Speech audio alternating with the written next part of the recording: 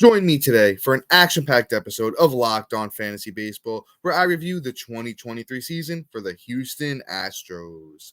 You are Locked On Fantasy Baseball, your daily fantasy baseball podcast. Part of the Locked On Podcast Network, your team every day.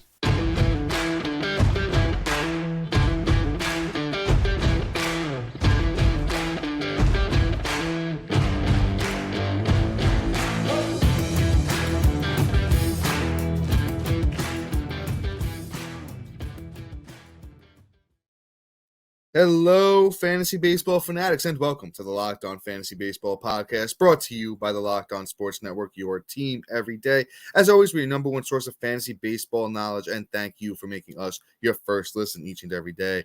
I'm your host, Dominic Martino. As you can see, I'm riding solo today as I finish up our team reviews for the 2023 season. After that, we're going to be headed into some positional ranking previews.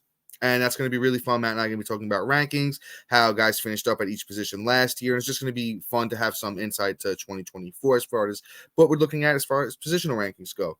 With that being said, if you're listening on a platform like Apple or Spotify that has 5-star ratings and reviews, we would truly, truly appreciate it if you could do that for us. And guess what? If you do decide to do that, you have a little special opportunity. Take a screenshot of your rating and review. Email it to us at fantasymds@gmail.com, or even just DM it to us on Instagram or Twitter if that is easier for you. And lastly, but most importantly, guys, make sure you hit that little bell below if you're watching on YouTube. It subscribes to the channel, and it gives you a notification every time we drop a new episode. With that being said, I want to talk to you about one of our sponsors today, Jace Medical. Today's episode is brought to you by Jace Medical. Empower yourself when you purchase a Jace case, providing you with a personal supply of 5 antibiotics that treat 50-plus infections. Get yours today at jacemedical.com. Once again, that's JASE medical.com. Well, as I teased at the top, we're talking about those Houston Astros today. They had a fairly successful season. No World Series championship again. They finished the season with a record of 90-72, which was tied for the best record in the AL West, with the Texas Rangers, who they ultimately fell to in the ALCS this year. Strong season, good team, a lot of players that are very, very useful for fantasy. And let's start with arguably one of the best, maybe the second best. There might be one guy who was a little bit better this year, but let's talk about Jose Altuve. The 33-year-old veteran started off the year a little bit banged up. And, once he got out there, he was just, kind of just does what he always does. He had, surgery on his thumb, and then he had an oblique injury as well. So not a full season for Altuve, but still finishes as, one of the best second basemen in the game. I think even at his, old age, I'm going to have him pretty high for next year. I will pull up where I, do have him for next year, but I do want to talk about his stats from this year real quick. So it wound up being 90 games for Altuve, 360 at-bats, 76 runs, 21 doubles, 2 triples, 17 homers, 51 RBIs, 14 steals, 311 batting average, and 44 walks to 71 strikeouts. Very, Jose Altuve of him. For next year, I have Altuve as my 4th second baseman, and honestly, I'm looking at first of all, when I'm talking about my rankings, me and Matt's rankings are skewed towards head-to-head categories, leads, that basic 5x5, and so just a heads up, that's what we're talking about. We're talking about our rankings. And we do have a little bit of data to go off of towards next year. I'm using NFBC. They've had 22 drafts so far for next season, and Altuve's coming off the board as the 4th second baseman, pick 34 overall. I think that's pretty solid. I do think he's, going to lose a little bit of a step as he's getting older. We're not going to see those gigantic steals number anymore. If he gets you 20-plus steals, that's going to be, a solid amount. The home runs, he had 31 in 2021, he had 28 in 2022, 17 through 90 this year. So I think we're talking around, 25 plus home runs. The batting average is going to be solid. Once again, the last, his career 307 batting average, I think he stays right around that. The runs are going to be good. The RBIs are going to be good. I think there's value in taking Jose Altuve. Now, you're going to have to get your steals supplemented somewhere else because I know we're used to getting those big steals numbers with him, which I mentioned isn't going to happen anymore in that older age. And second base is kind of deep, so I don't know if I'm targeting Altuve, but he's never really a bad choice. The pick 34 is fairly high. Looking at a 12-man league, that's a second-round pick. Once again, probably not somebody I'm targeting, but I'm not mad at you if you do want to take Jose Altuve. Let's move on here. Let's talk about another guy, kind of like an injury-prone season, And, he's been banged up a couple of the last few years, but still one of the best in the game when he's out there. Let's talk about Yordan Alvarez, the big 6'5", lefty, 225 pounds. He's still only 26 years old, doesn't turn 27 until late June next season. And, Yordan Alvarez, once again, a little banged up, only played 114 games this year with 410 at-bats, 77 runs, 24 doubles, 31 homers, 97 RBIs. 69 walks to 92 strikeouts. You love that. Very good for the points league and a 293 batting average. Honestly, Yordan just had one of the guys that could truly hit 60 plus home runs in the league. One of like maybe 5 guys that can actually get that done. With Yordan, though, he's still young, but his body has just been banged up pretty bad over the last few years. Always makes me a little bit nervous. I have Yordan as my number 11 outfielder going into next season. Let's pull up NFBC ADP right here and see where he's been going in the 22 drafts that have happened so far for next year. They have him as the number 8 outfielder, pick 16 overall. So once again, this is a second-round pick we're talking about here.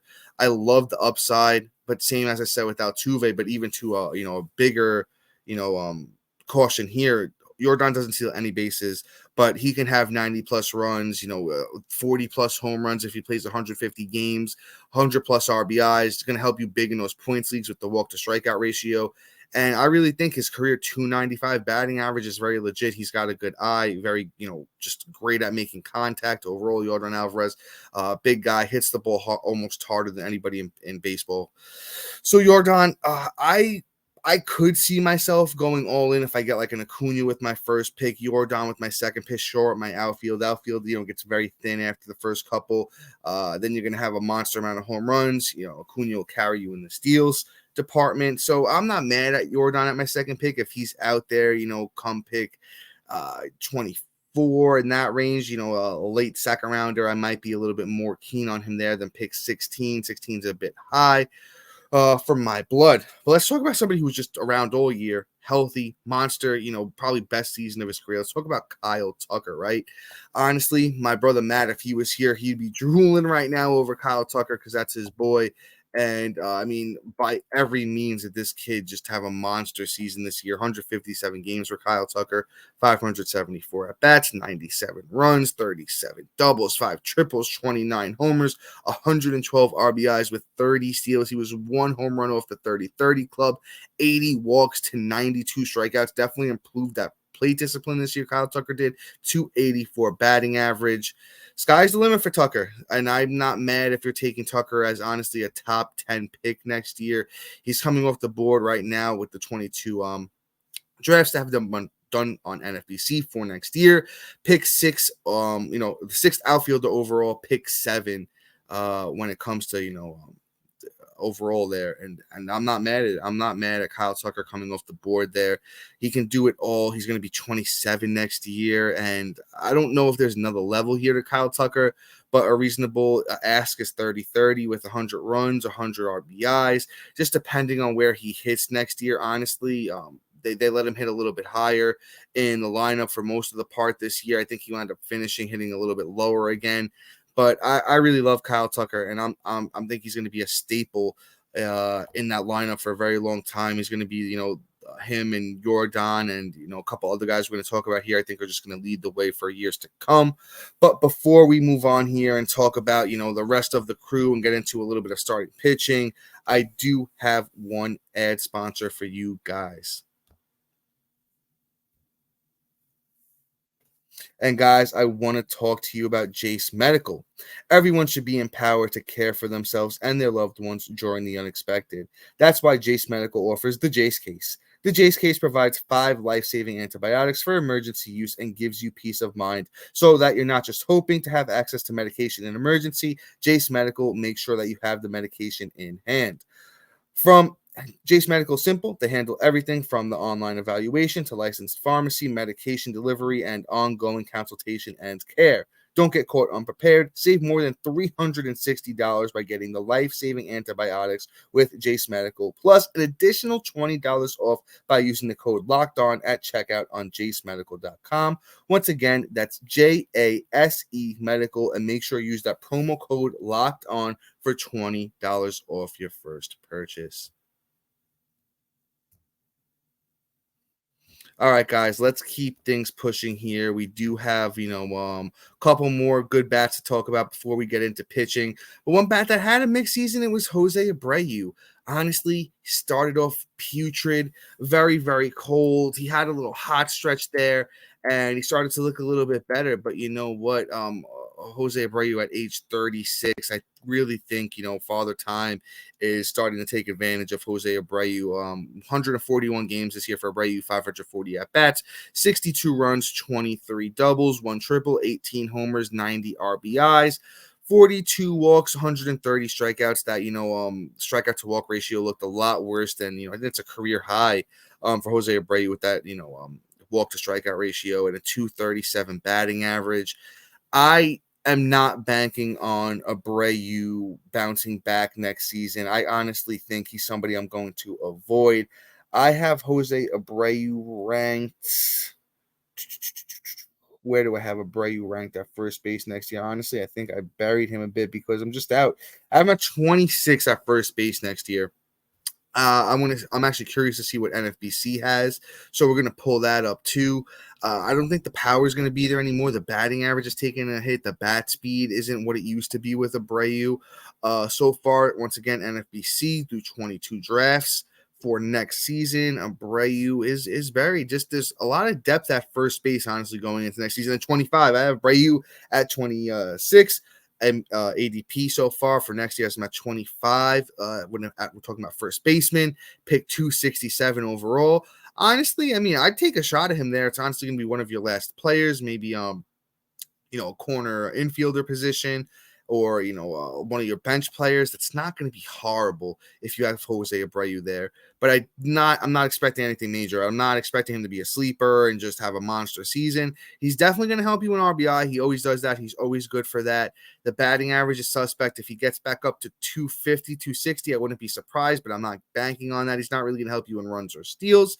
In those points league, he's also hurting you. So just not a guy that, we're looking to target somebody at the end of their career. Just shout out to Jose Abreu for all the fun years with the Chicago White Sox. And I'm not counting on a Father Time remains undefeated, and I'm not counting on Jose Abreu to beat him at 37. So let's move on here. Talk about another veteran bat here. Let's talk about Alex Bregman. Kind of a mixed bag from Bregman this past season. He wasn't horrible. He wasn't great. I really don't think he lived up to his ADP. 161 games, played almost every single game this season. You do like to see that. 622 at-bats for Bregman, 103 runs, 28 doubles, 4 triples, 25 homers, 98 RBIs, 3 steals, 62 batting average, 262 batting average, 92 walks to 87 strikeouts. Actually, when I look at these numbers in perspective, he actually had a pretty strong season. You love to see that walk to strikeout ratio. He's always been known for that, always been very, very good at that. No exception this year. Was helpful in points leagues. I love the 103 runs. I love the 98 RBIs. I love the 25 homers. I think we kind of just know who Bregman is. The last 2 years have been very similar to each other, and I think we see more of the same next year. I have Bregman ranked at my number 14 third baseman. I think that's very, very reasonable. I bet you, as I pull up his ADP so far, I guarantee we're going to be right about the same with Bregman because, there's a couple of new arrivals at third base when you're talking about Young and Ellie De La Cruz that are going to bounce over him. Bregman at number 12 when you're talking about ADP. And I actually like that as the 12th third baseman off the board next year. Pick 103 overall. He's going outside the top 100. And he's going to be useful. That Astros team is still very good. They're very good this year. I think the runs are real for Bregman. I think the home runs are real. I think, RBIs are real. Batting average 260. He has 270 upside for Bregman. Just such a sneaky pick. Very, very. I think he's going to be a sneaky pick in fantasy next year. I think people are going to forget about him. And I think he's somebody you can wait at third baseman to take if you miss out on all those top guys. He's kind of like the last of, the guys that I'm really willing to accept in like a 12-man league as my starting third baseman. But there's a lot of value there. Once again, no steals from Bregman. We kind of know that from him at this point in his career. Going to be 30 years old next year. So that's about it on Alex Bregman. Let's talk about one of the young boys on the team that kind of just broke out, had a very strong season, probably picked up on every waiver wire, a lot of a part of it. I'm sure he was part of a lot of championship teams for fantasy baseball this year. Let's talk about Chas McCormick, right? Now, Chas McCormick, big season, as I said. 115 games for the 28-year-old McCormick, 403 at-bats, 59 runs, 17 doubles, 2 triples, 22 homers, 70 RBIs, 19 steals, a 273 batting average. The walk-to-strikeout ratio leaves a lot to be desired, but that didn't hold him back much this season. I really like McCormick. I think he's going to have a spot next year. He's going to hit a little bit lower in the lineup. Good for RBIs, not great for runs, but he still had a very nice run total this past season. So in 115 games, I like the 59 runs, very reasonable. Let's see where I have McCormick in my rankings. Once again, if you didn't hear me at the top, my rankings and Matt's are geared towards head-to-head 5x5 rankings. I have McCormick at 43 when it comes to outfield for next season. Let's pop over, check that ADP, see where he's at there. This time of year, this is what we do. We like to see, with that little bit of data that we have, judge it off our rankings, try and see, hey, if this guy high or lower, what did we miss? So we're doing this together as we go along here. We're kind of seeing, getting a lay of the land for next season. I don't see McCormick here. Damn. A lot of names that I wouldn't expect to be over McCormick are apparently going ahead of him. Look at the Christopher Morels, the Jared Kelnicks. Unless I already passed Chas McCormick, which it looks like I might have here. Okay, 40. So once again, I'm kind of right in sync with ADP so far. I have McCormick at 43. ADP has him at outfielder 40. Pick 167 overall. So you're looking at him maybe as third outfielder, bench player. Love the upside of McCormick. At age 28, I don't think he's figured it all out, but I do like the power upside with the speed upside. Honestly, at that pace, he's close to a 30-30. Now, I'm not expecting him to do that, but in a good lineup, I think he's contributing in 1, 2, 3, 3.5 of the major 5 categories, which is home runs, RBI, steals, and the batting average. Career 259 hitter, so he's definitely not killing you in that category. So with Chas McCormick next year, I think we're going to get decent value. Somebody that, I would definitely throw my dart towards as, once again, maybe a bench player or, a fourth outfielder, maybe a third outfielder at worst. Really wouldn't want him as a third outfielder in 12-man leagues, but I'm not disappointed if the rest of my team looks good in other spots, and I kind of waited on outfield. As outfield gets very, very thin very quickly, you're not mad at taking a risk on a guy like Chad McCormick. Let's talk about a man who came over, a veteran, a former Astro, back to being a current Astro, Justin Verlander. Now, Verlander, 40 years old, man, just kind of at the end of his rope there. A good season, not a bad season overall, just kind of not what we were expecting from Verlander after the monster year. He had a 39 last year with the 1.75 ERA. This year at 40 years old, had 27 starts between the Mets and the Astros, 13 wins, 8 losses, a 3.22 ERA, 162 innings, only 144 strikeouts, and a 1.13 whip. This is Justin Verlander's, worst season, honestly, I'd probably say since 2014.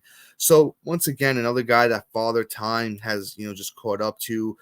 Shout out to Justin Verlander. I know he personally led me to a lot of fantasy baseball championships in my career. I think we're coming to, an end of an era here when him and, Kershaw and Wainwright and all these guys are just leaving. They're passing the torch to a lot of these young, great pitchers that we have coming up. It's sad to see Verlander go. The value for next year, I'm not counting on it. I'm not targeting Verlander, this season. I really wasn't targeting him last year. I did get him in a couple of leagues, but I have Verlander at my 25th starting pitcher into next year. It looks like ADP has him even later than that. Pitcher 36 overall on NFBC. You can't divvy it up between closers or relief pitchers and starting pitchers. They just have overall pitchers. So when I'm talking about the 36 pitcher overall, that's combined with a few closers mixed in there. Pick 93. So you're getting Verlander fairly late. Honestly, I could see taking the shot on him at my SP5, but I'm not going any higher than that. Maybe my SP4 in some circumstances. But I think the end of the rope for Verlander's here. We're not going to see those monster ratios like we used to. I think the ERA gets even higher because if you look at Justin Verlander's FIP from this past year, which is fielding independent pitching, it's an ERA indicator, kind of shows you where the ERA should be rather than where it is. With a 3.85 FIP last year from Verlander, that ERA is going to come up. The strikeouts aren't going to be there. The whip is higher than ever. So maybe as my SP4 in some circumstances, I'd like him, and definitely not much higher than that. I do have him as my 25th starting pitcher, which indicates more of an SP2, the high end 3. I'm gonna wind up moving him down. There's just other guys that I think I really take over him at this time of year. I'm just really fine tuning my rankings, and when I do these episodes, and Matt and I have positional ranking episodes coming up, preview for next season, and kind of a little bit of a review of the position from last year. It's a learning experience. So this is how you get your rankings in place for when the season comes. It's a very useful tool. Honestly, if you don't do your own rankings, it takes a lot of time. It's very hard to do, but you deep dive and you really see what's going on with these players. And you could, use websites like Baseball Savant. Really helps you deep dive into these guys and just kind of, say, hey, or why are they doing what they're doing? Was the change in pitch mix? Did somebody change their swing? Stuff like that. You're looking at all the fine tuning things that happened this past season, and you're applying it to next season. And, when spring training starts, that adds to it too. But this time of year is fairly dull, when it comes to things. So right now, just working on those rankings and stuff like that. But with that being said, let's move on to our next pitcher. Let's talk about Framber Valdez. Now, Framber Valdez was great for 85% of the year, but looked really tough towards the end of the season and the playoffs. But still, strong season again from Framber Valdez. 12 wins, 11 losses, 31 starts, 3.45 ERA, 198 innings, 200 strikeouts for Valdez this year, and a 1.12 whip. I think he's going to be good for fantasy next year. 30 years old, kind of and heading towards the end of the prime of his career. But you know what? I really like who he's been over the last, since 2020. Has been very, very strong, useful starting pitcher for fantasy. I have him pretty high for next year, I believe. I have Framber Valdez as my pitcher 15, high-end SP2, low-end SP1, honestly. I just think he's going to be more of the same guy. I think we're going to see that, low to mid-threes ERA. I think you're going to see a lot of innings from him, a lot of quality starts, a good amount of strikeouts. And the whip is strong too. So he's just a kind of old, reliable type of guy at this point. Framber Valdez for ADP with the 22 drafts on NFBC for next year is the 20th overall pitcher, pick 62, which is good value. Honestly, I have Framber Valdez a little bit higher than that in my rankings. So I think we're getting pretty solid value on him for next season. I think you draft with confidence. He might have tired down a little bit towards the end of the season. He's pitched a lot of innings over the last 2 years, but just a guy, I think, as he builds up and, a little bit older, a little bit wiser, I think Valdez is going to be very, very good for next year. Maybe not specifically targeting him, but I'm not mad if I get him as my SP2. Let's talk about somebody who was super, super, super disappointing this season. It was Christian Javier. And, man, just somebody I loved. Matt and I preached about him coming into the season. We were talking him up as a Spencer Strider light, and it just didn't happen for Christian Javier this season. Really bad numbers. Skeptical on him for next year, honestly. But let's talk about those numbers real quick. After a monster year last year, the 26-year-old Christian Javier, 31 starts this year, 10 wins, 5 losses, 4.56 ERA, 162 innings, 159 strikeouts, a 1.26 whip. Just very, very bad season for Christian Javier. The fastball still looked good. I think it was the breaking stuff that kind of took a step back this year. It's tough when he really only throws 2 pitches, the fastball and the slider. If one of them's not working, it's going to be very, very tough for him to be successful. The fastball velocity was down this year, actually it was down over a mile an hour this year. So that kind of held him back in a sense. I think he was a little bit better down the stretch. He was decent in the playoffs. I'm not going out of my way to get Javier next year. Honestly, once again, probably a guy that I buried a little bit. Their starting pitching isn't as deep as it was coming into last year. I got Christian Javier as my SP45. Honestly, I might even move him down a little bit. I wouldn't be comfortable with him as anything like higher than my SP5. I'm going to be honest with you. I'd want 4 pretty strong starting pitchers before I get to Javier. As I'm scrolling through NFBC's ADP for next season, I don't see Javier too high unless I passed him up, which I don't think I did. Honestly, I think we're going to get tremendous value on him, it looks like. As I'm passing guys like, Chris Bassett and Shane Bieber, you get to Javier at, pitcher 64 overall, pick 159. So, there's value on him, but, going around him, you have guys like Michael King, you have Bailey Ober, you have Carlos Rodon, Gavin Williams. It's going to be very, very interesting to see, if you're throwing your dart in that direction when we get to that point in the draft. There's so many starting pitchers that I like. I don't know if he ever gets back to the old Christian Javier, unless maybe he finds another pitch that's going to work for him, or, he works on that fastball to get it back to where it was last year. If that slider, gets back to where it was last year, he could be better. I'm not banking on it. He has a career 3.57 ERA, so if he gets back to that around a K per 9, and the WHIP, is a career 1.11, so if he's around like a 1.15, I think that's going to be useful. But once again, I don't expect anything close to what he was in 2022, in 2024 for Christian Javier. Let's talk about somebody who was actually super disappointing. Started off the year strong, Hunter Brown. I was high on Hunter Brown coming into this season. I know my brother Matt was too.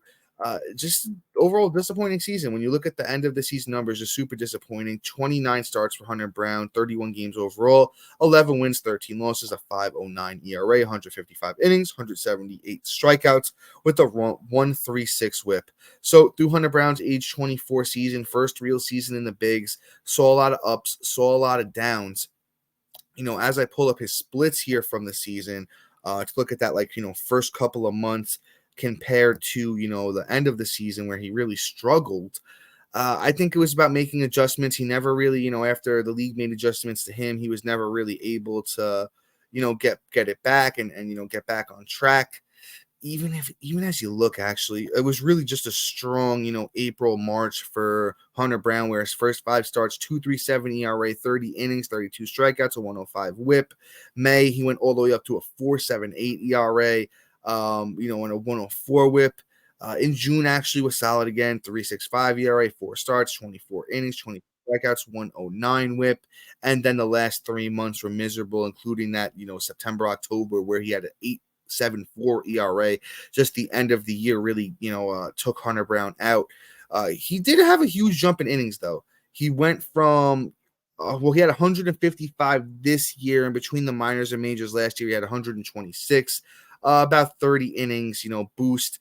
I think we're going to see better from Hunter Brown. He has really good stuff, and I think he'll be somebody that will be happy to draft next year at a bargain and kind of just see where it goes. I have Hunter Brown kind of just buried as starting pitcher, but that's because I'm hoping we're going to get him there after, seeing a tough season. I'm at 85 at starting pitcher. Let's see if ADP so far for next season agrees with me. As I'm scrolling here, I hope I didn't pass him. As I see Kenta Maeda, Christopher Sanchez, Reed Detmers, Charlie Morton, Lance Lynn. I feel like I had to have passed him at this point, because now you're looking at like Severino and Ranger Suarez. I feel like the people of the fantasy baseball community have a little bit more faith in Hunter Brown. Pitcher 74 for Hunter Brown next season, pick 198. You get him around 200. I think he's a guy who's worth the chance to go out there and just give him the opportunity on your fantasy team. Got good stuff. He modeled his release after Justin Verlander. Very good success in most of his minor league career for Hunter Brown. In 2022 in the minors, 23 games, 14 starts, 2.55 ERA, 106 innings, 134 strikeouts, a 1.08 WHIP. I think there's room to grow. I think there's upside. Somebody who I will throw my dart towards next year at the end of my drafts. One of my last few SPs on my team, Hunter Brown. And then before I head out of here real quick, let's talk about Ryan Presley, the closer. Another strong year, a little bit of ups and downs, but the overall numbers for him were, pretty good. Been the closer over there for the last few years. I think he'll remain the closer there for the foreseeable future. 3.58 ERA for Presley this year through 65 games, 65 innings, 74 strikeouts, and a 107 whip. For closers next year, I do have my closer rankings. Where do I have Presley? I have Presley as my 21st closer. I think closer is actually going to be pretty deep next year. Don't have a huge amount of confidence in Presley as he is getting older. Numbers looking a little worse. 34 years old for Presley. So, if you get him as your third closer, I think that's cool. But otherwise, I'm not really targeting him. There's a lot of other closers that I like for next year. But guys, with that being said, I'm about to wrap things up. I'm heading out of here. That's the end of our team preview episodes. Once again, Matt and I are doing positional ranking stuff, heading into next year and talking about how things went this year at every position. So make sure you look out for those episodes, and also be sure to like, subscribe, comment, rate, and review. And shout out to our everydayers and new listeners for making Locked On Fantasy Baseball your first listen each and every day. Until next time, guys. See ya.